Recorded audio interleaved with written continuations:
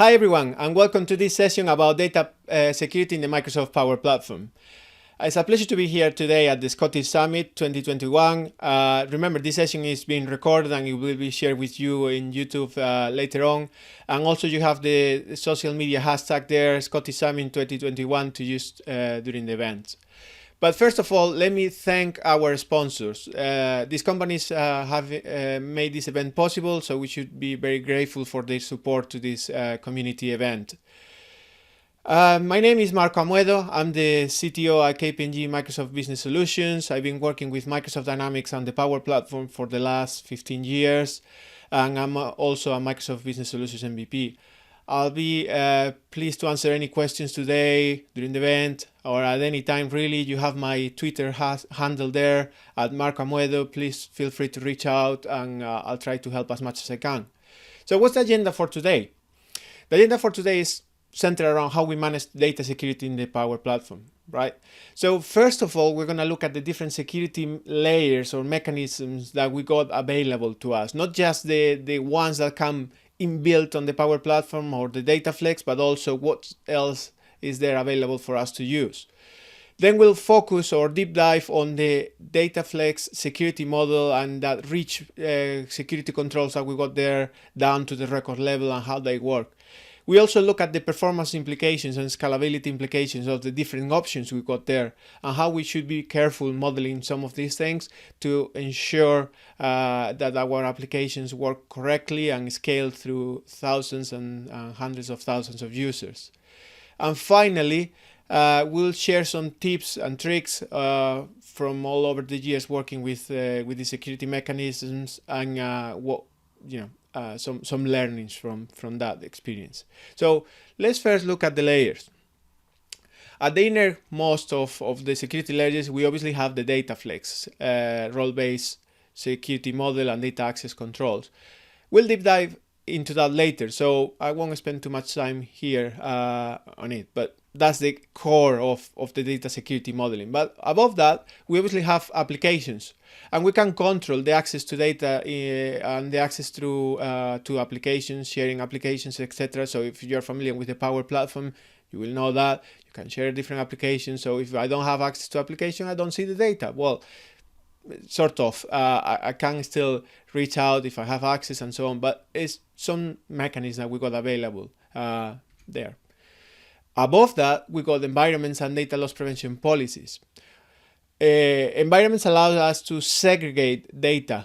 So we can have, for example, an environment with financial data for certain departments, or desegregate environments by different groups of users within our organization. That allows us to establish some groups or pools of data that are not shared and so on. So it's a good mechanism to or a good design way to segregate data to ensure different environments for different purposes and don't mix data that shouldn't be mixed on the same environment.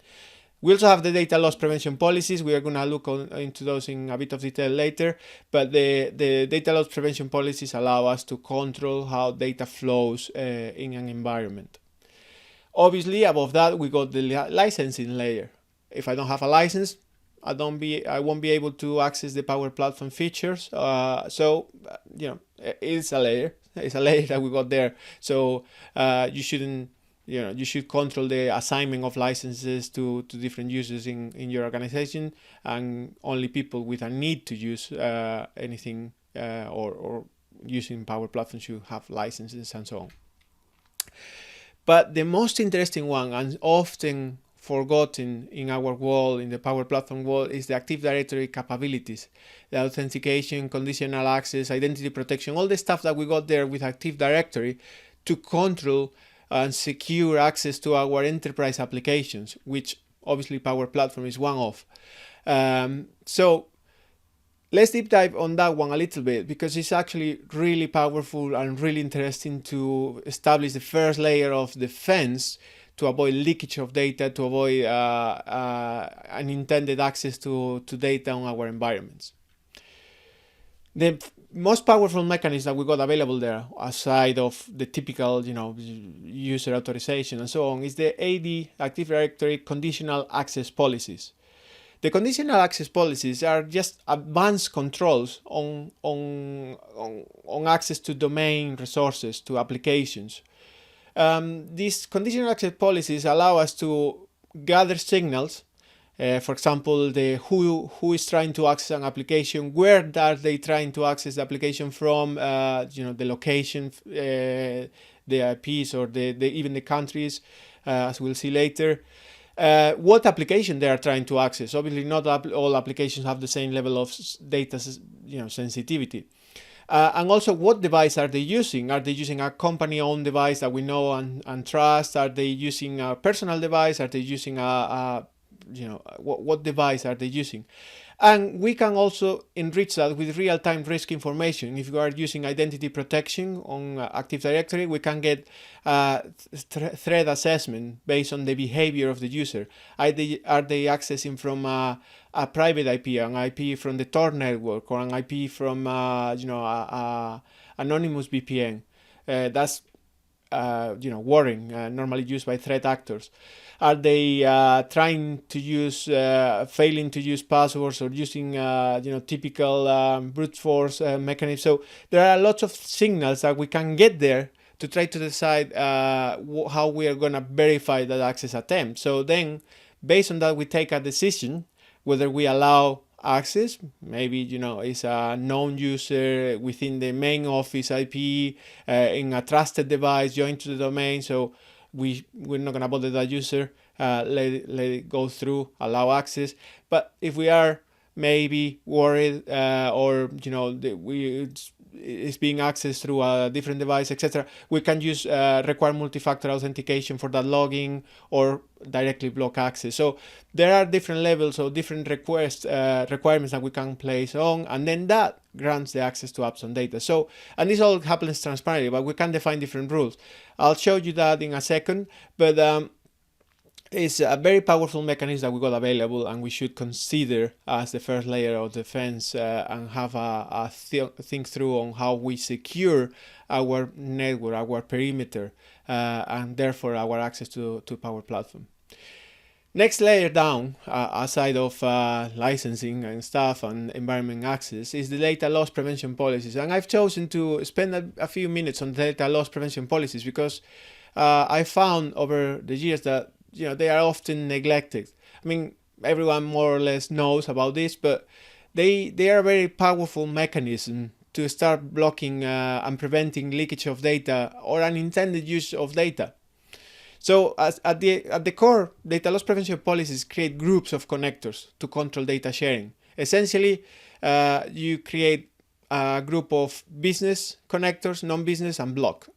So business connectors can share data amongst them, and that's the most important data, the business data, and they can move data through those connectors and compose applications, flows, etc. Non-business is segregated from the business, so we allow people to use those connectors, but they cannot mix. So, for example, we can allow people to automate some social network posting, have a Twitter connector and stuff like that, but we don't allow. We classify Twitter as non-business, and for example, the DataFlex connector as business. Therefore, we cannot cross those barriers and send data from one to the other. And then we have the block one. That group essentially is blocked. Those connectors cannot be used. One thing to have in mind is the data loss prevention policies can be defined at tenant level by tenant admins, and they can apply to multiple environments. They can also be defined by environment admins and apply only to one environment. It's a good idea to have a base global policy, so every new environment gets applied that policy, and only by exception you can remove environments from that policy if there are changes needed. But it's a good idea to have a base policy so you are in control, and any new environment, either if it's for DataFlex for Teams or the full DataFlex, you gets applied this policy, and you make sure that there are no unintended publication of data outside of your business connectors. One thing to have in mind is how these policies layer and group, because it's actually quite interesting to behavior. So let's look at an example of how this works. Let's imagine we have two data loss prevention policies. The first one, DLP1, has business connectors for defined as Dataverse, current environment connector, Power Virtual Agents, Teams, SharePoint, and Forms. And then it has in the non-business category all the other connectors, imagine including Twitter, Box, email, HTTP, and non-block. Okay. Second policy is the DLP2. Imagine that's the DLP1 is a global policy, and we now on another environment as an environment admin we try, we want to use HTTP connector, so we try to be a bit cheeky and create a new data loss prevention policy classifying. It's essentially the same as one, but it moves HTTP from non-business to business, as you see there, right? So what happens now? How we know what connectors can we use? Because actually what I have done here has a bit of an unintended consequence. You might think I apply the most restrictive, right? So the global policy, the DLP1 stands, and I cannot use the HTTP connector, for example, to in conjunction with the Dataverse connector or Power Virtual Agents connector. Well, it's not exactly like that. It's a bit more complicated. So what happens is actually the DLP result is a calculation of the different groups. So the result is actually 2 squared to the number of groups that we have. In this case, to the number of policies that we have. In this case, we have 2 data loss prevention policies. So 2 squared to 2 is 4 groups. And we got those 4 groups are essentially all the combinations of the business and non-business groups of the 2 policies. So for example, you got there, if we take the common denominator for business 1 and business in the DLP 1 and business on the DLP 2, we got Dataverse, Power Virtual Agents, Teams, SharePoint, Forms, and so on. If we combine the business from DLP 1 and non-business from DLP 2, there is none that are shared there. If we combine non-business from DLP1 and business from DLP2, we got HTTP. And if we combine non-business of both, we got Twitter, Box, and email. So we end up with 4 groups. And actually what happens now is only connectors that are on the same group can be used together.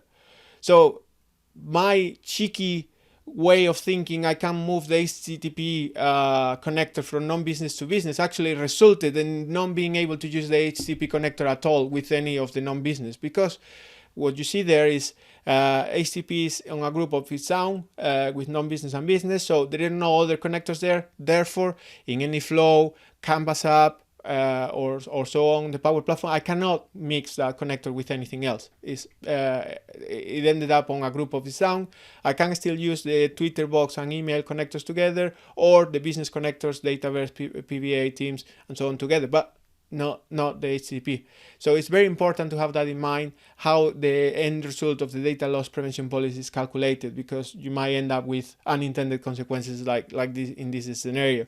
And this will block your apps. The app will, the Canvas app will show an error if it tries to use connectors, mixed connectors from different groups. Same with the flows, you won't be able to activate them or use them, and so on. So very important. Anyway, let's move on. We're gonna look now at a demo of the outer security layers. So starting from the outer layer that we discussed, we got the Active Directory and the conditional access policies. So if we're looking at the admin center of Active Directory, we can go here to Enterprise Applications, and you'll find here all the applications you got on your Active Directory domain. Some of them are familiar, like the Common Data Service, now known as DataFlex. And here we can apply conditional access policies. So if I go to conditional access, you'll see I already created a policy. So let's explore this one. And in the conditional access policies, essentially, you just give it a name, define who this policy applies to, in this case to all users, what apps are included, or user actions, like logging and so on. In this case, I selected a few apps. They might be familiar to you, the Common Data Service and Power Apps. And then you can start to apply conditions. And the conditions can be, like we said before, using identity manager. So we can define user risk, and if you configure this to high, medium, low, depending on heuristics and intelligence that identity management brings. And the same with the sign-in risk, but we can also do more specific things like device and platform. So in this case, I decided to configure this, include all the devices and exclude Android. So if you are signing in from Android, this policy doesn't apply. Also the locations, for example, we could decide to include all the locations and then remove or exclude all trusted locations and so on. And then with the client apps, you can choose whether it's the browser or the different things.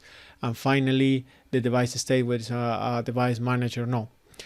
And then with all the conditions, all the signals that you get, you can define what happens. In this case, I got grant, so block or grant access, and you can grant access and put some conditions. So like requiring multi-factor authentication, or requiring that device to be compliant, or so on and so forth, or even an app protection policy. So you can apply some app protection policies here. So you give access with conditions and so on. And then whether you just choose to enable the policy or disable it, or just put it in report only. In this case, I got it in report only. So this allows you to test the application. So instead of enforcing it, if you look then at the sign-ins in your Active Directory, you'll see for every sign-in to an application, for example, these Power Apps, in the report-only mode, I got here, this policy would have been applied if I had it enabled. But yeah, so I can check when this policy will apply and so on. It's a great way. First layer of security, you control how people can access your apps in the domain. In this case, Power Platform and Power Apps. Next layer down was the licensing, obvious layer, but let's look at the environment access controls. The environment access controls, if you go to your admin center on Power Platform, for every environment, you can define who has access to that, the security group. So if I did it here in this environment, I can change the security group that has access to this environment. I could choose to narrow down this to a specific security group, and only people in that security group, despite having license, despite being only those who have access to this environment. Next layer down from here was the data loss prevention policies. Remember, we have here the data policies, and I already have a few. You just create a policy very quickly here. Let's open one, for example, this one that applies to several environments. The policy is very simple. You just choose the buckets of connectors, as we said, business, non-business. In this case, I got a couple on the business side, and then scope, whether you want to add or exclude certain environments. So in this case, all the environments are included, even the new ones, and I decide to exclude one specific that would be a good way of making a base policy. And last but not least, the next layer down that we were talking about was at the app level. We can obviously go and do sharing. So if I don't have access, I might have access to the environment, but I don't have access to the app, and we can control that through sharing of specific sharing of apps and so on and so forth. So now let's focus on the DataFlex security and the inner working of the DataFlex security model and the components. So what are the components? There are three main things that drive this security model. One is the security principles, which we have two types: users and teams. The security principles define who you are. Okay, we got users, as said, and also owner teams. We're gonna cover them later. Those are the two types of security principles. Then we got privileges and roles. Privileges are define what actions you can do, and roles are groups of privileges. So to allow you to group those privileges in something meaningful, right? The privileges define what operations you can perform, each type of record, and some other actions that you have available there. And then the last piece of the security model that is quite, specific maybe to DataFlex is the depth, how far you can get. The security model is hierarchical in a sense that it allows to perspirate down operation. So when you define privileges, you also define the depth of that privilege and how far on a hierarchy you can go. Okay, so we're gonna look at how these combine. And to be honest, the mechanism is quite simple. It all revolves around a very simple flow that has been there for years. It comes from Microsoft Dynamics CRM. It hasn't changed in many years, and this is how the system calculates whether you are allowed to perform an operation or not. So let's look at that. So how does it work? Well, it's very simple. First, we do a privilege check. When you try to access a record or do any operation, the system will, do you have the privilege for that? So if I try to open an account, do I have the read permission for account? If I don't, I won't check anything else. You don't have any permission. Obviously, I have to check that through all your security roles and assignments and stuff, but that's the first thing, privilege check. If I have the privilege, then I need to go through the access check. And the access check is where the things get interesting, because the first thing is to check if you are the owner, because that's the most basic level on the hierarchy, or then go through the depth of the hierarchy, if it's in the same business unit, if it's on the child business unit and you have that depth level, on your security role. Remember, you can define them to only my record, same business unit, parent-child business unit, or global, right? And then if nothing of that works, we go to the exception mechanism, which is the sharing. You see there, the access granted through sharing the principal object table. So that's essentially the flow of the decision whether you are allowed to access a record or not. That's what the system calculates in real time whenever you try to perform any operation. Go through the privilege check, whether you are the owner, whether you have access through the depth or through sharing, right? Well, let's look at this in a practical example. It might be a bit easier to understand. So I got here an entity, a record owned by Mario. It's a Mario account. Mario and Marco are on the same business unit, and I'm Marco trying to open that account, right? My user is trying to open that account, and that's for the simplicity here, I only have a security role. And that's the privilege I got on the account record, right? So first of all, I need to determine the privilege required. I'm trying to open the account, so the privilege I require is read. That's the privilege required, read on account. Now, do I have that privilege? So that's the check. Does the user have the privilege on read account? You see there on my role, I got business unit level, so same BU read. Therefore, we continue. Yes, Marco has the read privilege on the account, so we go down through the yes branch. Now, the next check is, am I the owner? Well, no, the owner is Mario, not Marco. So Marco is not the owner, therefore we need to go and continue through the algorithm and check. If I was the owner, that's it, solve. I'm the owner, you can access. I don't need to do any depth checks, continue doing any checks or anything, because the minimum privilege that I can have is on records, right? So the minimum privilege I would have on read action is the owner, right? So if I had passed the privilege check, I'll be granted access because I'm the owner. But I'm not the owner, so I need to continue on the algorithm. Now, Marco and Mario are in the same business unit, and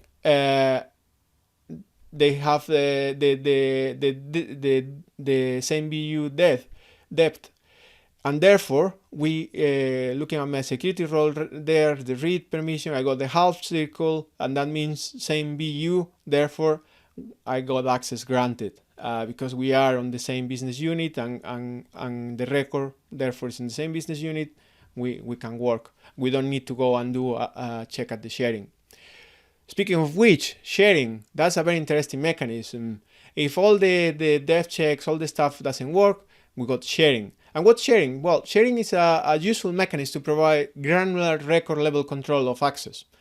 But it should only be used as an exception because it comes with attacks, let's say. You have there a diagram of how this works, but essentially a system user is assigned to system user principal. Remember, security principles could be users or teams. So my user 1 could be the security principle itself, user 1, but also assigned to different teams, as you see there. And then we got this table for sharing. It's called principal object access, and it's the stuff of nightmares for people coming from working on Dynamics before and on-premise implementations, and before we had more controls on security like we have today. It's the stuff of nightmares because if it grows uncontrolled, it could hamper performance and make the system unusable. So if you abuse this, you can actually create lots of performance problems. Anyway, what happens is when you share a record, you choose what permissions you do and who are you sharing with what security principles. You end up creating a table like this: what permissions I have in the account or the contact record with this principle, and so on. One thing to remember is why it should be used as an extension is because it grows exponentially. There are cascading rules, so if I share an account through cascading relations, I end up sharing all the contacts for that account and all the activities for that contact and stuff. So one share might end up creating hundreds of entries on that principal object access table, and as you can imagine, that grows and grows and grows. To avoid this, this direct sharing, we got other mechanisms to actually handle bulk of access, and those are teams, right? We have two types of teams. We got owner teams, as we said at the beginning. These are a full security principle. They can be assigned roles, they can own records, and they are good when a team controls access to a high data volumes, either through ownership or business unit access. They also can be scheduled if you're interested in that. But owner teams behave like a user. So instead of having to control security role assignment and user by user, I can just do as a team and add users to the team with some caveats. We'll see that in a second. But that's a good mechanism to control high volume of access to high data volumes. And then we got access teams. And access teams are not really a security principle. They are a mechanism. They're not a full-blown security principle. They're a mechanism to do efficient record-based sharing. And what that means is, instead of having to share a record with one user, another user, I can share it with a team and then add users to that team. So instead of trying to reduce the entries on the principal object access, so they are really good to allow transient access to a record. Think like if you're working on commercial organizations where you have to assemble a deal team to work on an opportunity. This is great. You create an access team for that opportunity, add the people, and then they get access to that record, and when that goes, you disband the team and off you go.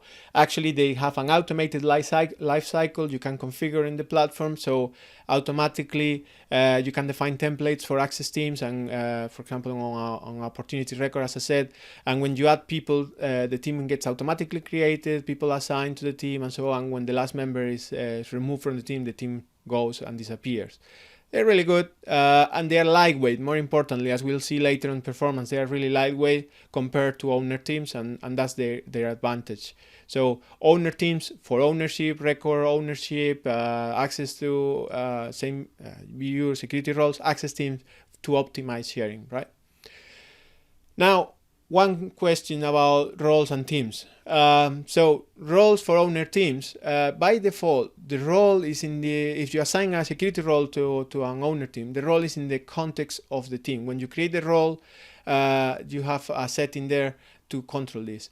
If it's in the context of the team, when I get the permission or the privileges as a user performing an action, when I use those privileges, I use them as a team, not as myself, as the team, which can have some unintended consequences, or some things that you have to keep in mind. For example, if I got if I have a member of a team that has the read access to accounts only for the most basic, for my own accounts.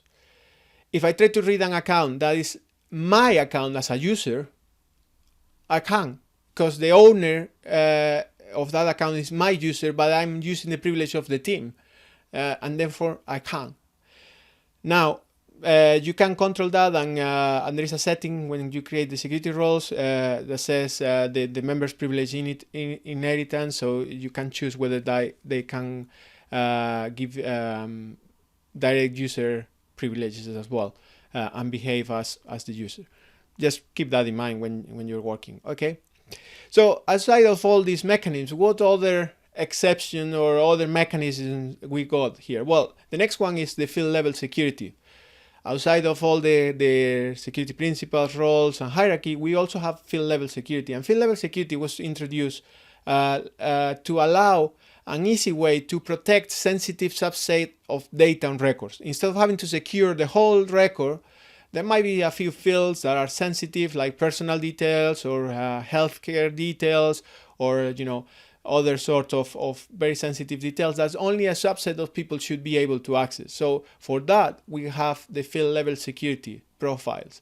The field level security profiles, when you enable field level security on a field or attribute, these are available to be grouped in field level security profiles. So then in field level security profiles, you choose what fields a field level security profile has access to, and then assign that to users or teams. Therefore, the role, as you see it here in the diagram, will control what rows of data you have access to, what records there. And the field level security profile controls the columns, whether you have access to the columns. And you might, this is quite granular, and you might have access to read only, to read and modify, not at all to the record. So this allows us to have a bit of control on who can modify data, who can view data within a record. So I might have access to all these records, but I cannot see the personal details or financial details because I don't have enough permissions for that. And as we covered before, all the security model works in a hierarchy, sort of, right? Sometimes that hierarchy of business unit organizations is not suitable. So we got also a mechanism called hierarchy access. And the hierarchy access allows us to define other types of hierarchies that are not based on just the business unit structure. They are good for different situations, for example, call centers or contact centers. The hierarchy allows us to define how the users are organized on let's say, personnel hierarchy, and how their privilege roll up through that hierarchy. Whether managers get access to direct reports records. So if I'm a manager in that hierarchy, I can see all the direct report records and use the same privilege on those records. So if someone on my team is off or is on leave, I can actually operate as them. I can access all and perform all those operations. And then the next level down in direct reports is read-only. Okay, so only direct privilege, ownership, and sharing roll up. There are two types of hierarchy here for personnel. One is by manager. So if we define the managers on the user records, that's how it flows. But you can also define the hierarchy, security hierarchy, based on position. So when you define people on that, you can, instead of having to maintain the managers, you can say, I'm a contact center agent, a contact center group manager, a site manager, stuff. You can define those positions, assign people to those positions, and therefore that's the hierarchy you apply. Very useful, as I said. Check the documentation if you want to use this in those scenarios, but it's a very useful when you have not a natural organizational hierarchy, but more of a position or user hierarchy. So let's talk now about performance and scalability, right? Performance and scalability is very important when looking at security, because there are multiple ways of modeling security, but not all of them are optimal, right? So how this works in practice? Well, when a user first hits an app server on the Power Platform, on the DataFlex, the application server needs to cache all the security principles for this user and roles to understand what records the user can access, right? So first of all, what the app server is going to do is retrieve the user record, all the user details, organization, positions, etc., security roles, teams are members. So it gets all those permissions in memory for that user. Then it will go and look at all the owner teams that this user is a member of. So we got the user and also the owner teams. Bring them, retrieve all the team details, all the security roles assigned to those teams, etc. Bring all of that. Now we got all the security principles now in memory. And then we have to go and retrieve all the security roles. And for each security role, we have to retrieve the parent root role for each role. Remember, the security roles are inherited through the hierarchy of business units. So we need to break that. And so we have a template of, the group of all the privileges for those security principles.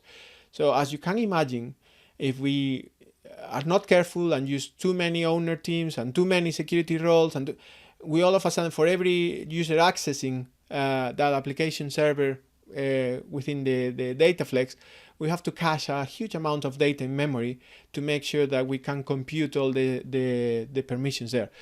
So how this impacts the maintenance and scalability? Well, first of all, we need to avoid complex checks.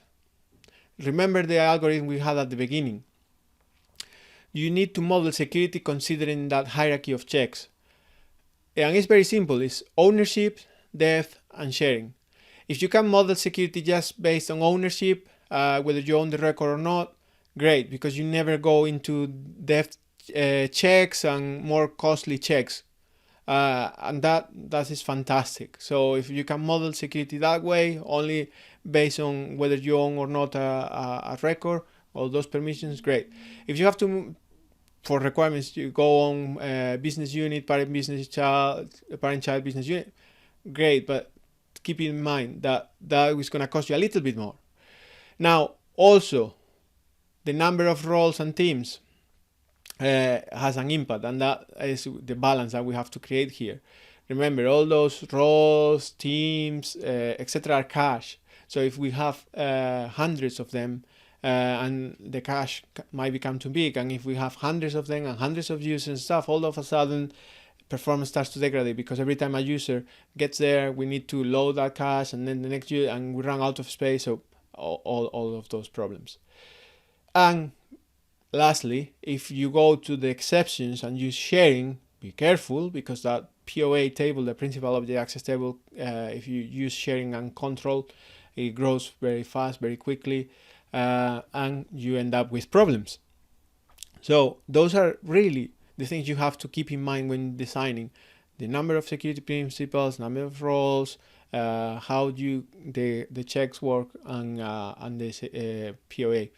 Now I'm gonna give you a few tips on this that come from typical scenarios. So it's 5 tips here, and hopefully it helps you to understand how this performance and scalability applies in practical things. So first one, how we create roles. DataFlex come out of the box with some security roles.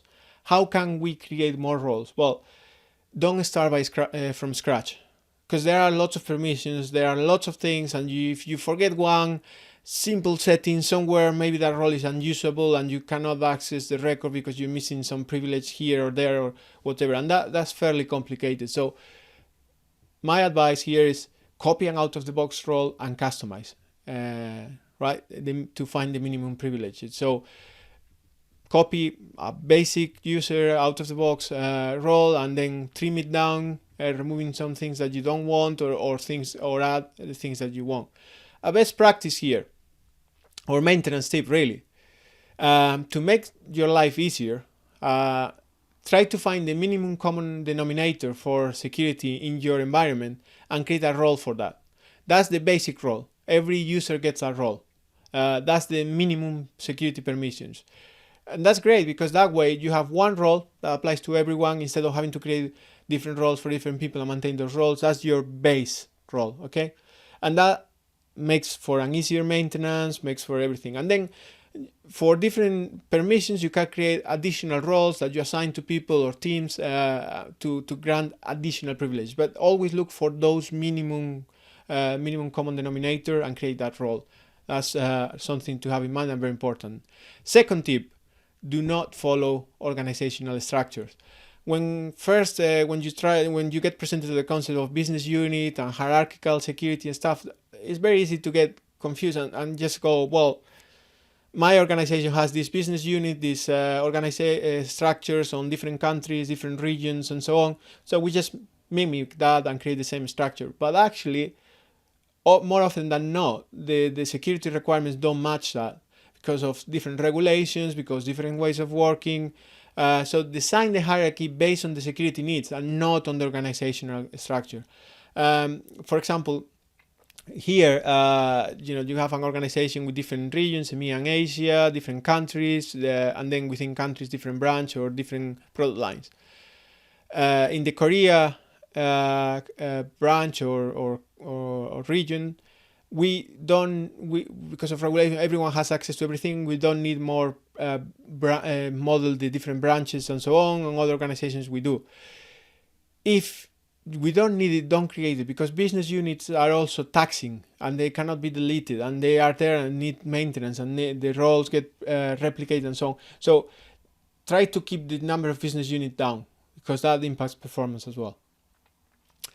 And saying that, how, the third tip for this is how we achieve multiple business unit membership. Because sometimes if we model the hierarchy through business unit, and we add with people that needs to access 2 leaves on that hierarchy, therefore the parent-child doesn't work, because that would give them access to all the leaves, not that just 2.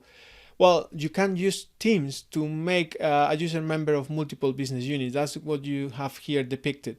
We got 2 teams. One is an owner team.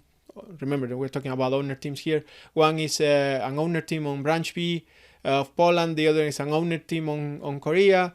They have the security principle, etc. If a user is a member of those teams, it gets to be a member of those business units and act with those security principles. So despite the user being a member of a different business unit or whatever, it can act as a member of that business unit because it's assigned to that team.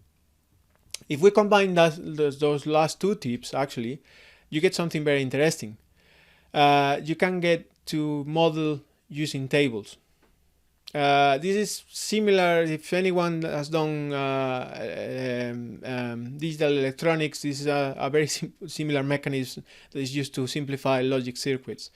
But let's try, say that you come up with your security model that has a hierarchy of different countries, regions, and then product lines, and then products, and you need to control security based on that. I've seen seldomly this to be needed, but I've seen some occasions in certain industries that it gets that far. Well, you can model this as a table and columns and rows. So choose the different hierarchy dimensions, first going through the top layers through the rows and then the columns, and you get to this, a table that allows us to define stuff. So if we have people that needs access to rows, we can model that with business units, right? So for example, if it's the country B, we can assign to the country B business unit. If it's the north or the south business unit, we can assign that. If they need access transversal, or say through the matrix to product lines, cross that hierarchy from horizontally, we can use teams to simulate that. So try to create those groups and then figure out to simplify. It's just a nice mechanism to have in your mind to model things. Another typical thing that happens is you have to model VIP records. And the VIP records are very interesting because in the past, when we didn't have teams, we didn't have some of the mechanisms, we had to resort to sharing and actually model for the exception. And that's essentially what you shouldn't do. Just don't build for the exceptions. If everyone usually has access to all the records, but then there are some VIP records exceptions, don't try to model your security mechanism for that, because you end up with abusing sharing and stuff like that. So model to minimize complexity. One thing within this is don't use the root business unit. Why? Because if you want to do some of these mechanisms of moving records to different business unit to achieve VIP records and stuff, if you put everything on the root business unit, you're screwed, because they normally have cascading and stuff. So first thing when creating or modeling your organization, leave the root business unit alone, create a new one, start from there, and then do stuff. One simple way to do BIP records, just create a separate business unit, a team there to own those records, and whenever someone needs to make a record BIP or secret, assign it to that team. All the members of the original business unit don't have access to records on that other sibling business unit. Only users assigned to that team on the other business unit can get to see the records. Very simple, very efficient, based on ownership, so highly efficient, no sharing, nothing there. Also, in this line, remember, there are other mechanisms to do this. Sensitive details on records. You don't need to follow real-world object boundaries. You can split records to simplify and optimize.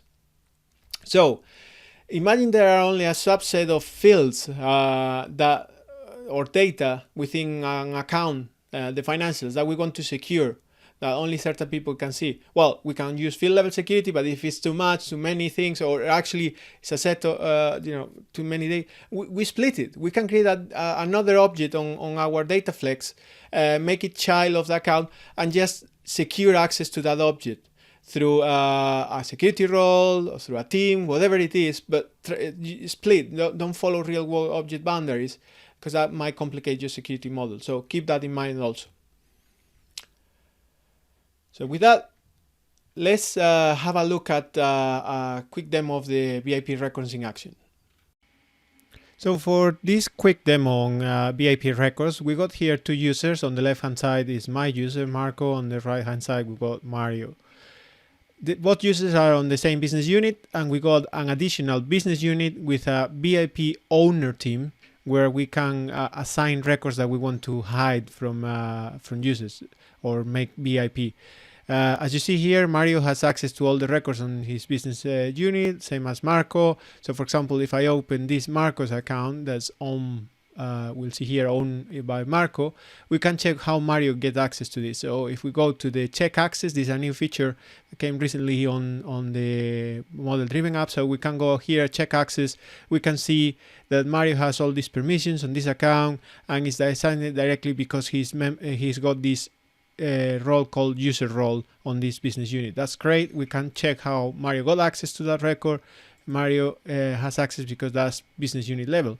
Now, if I wanted to make this record BIP, as the owner of this record, I can go and say, okay, let's change this, assign to user a team, to the BIP owner team. This is just assigning to that team. The team, remember, is part of a different business unit. So as soon as I assign it, I'll retain access because Marco is a member of that BIP owner team.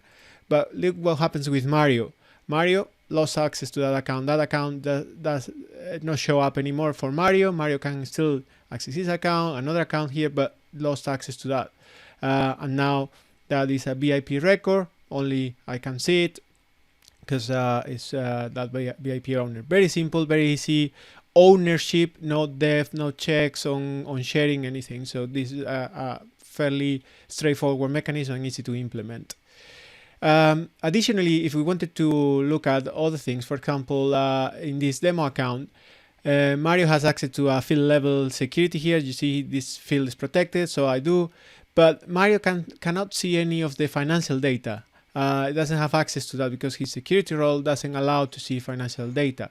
But in my case, if I go here to demo account, I can see even a different form because I got access to account with financials, and I can see all the financials for this account where Mario couldn't see it. So I got finances here, I can see the details, I can open the financial record. This is breaking the object a little bit to model differently and account for these financial records. And if we check access to this, how do I get access to these financial records? We'll see I get access, well, because I'm a system administrator, but also because I got this financial access role that Mario doesn't have.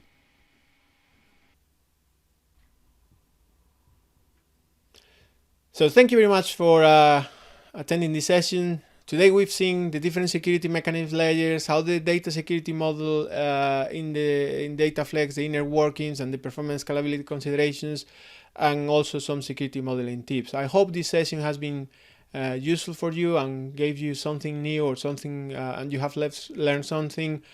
As I said, please feel free to ask any questions or reach out, and it's been a pleasure. Thank you very much, and thank you for attending the Scottish Summit. Hope you have a wonderful day.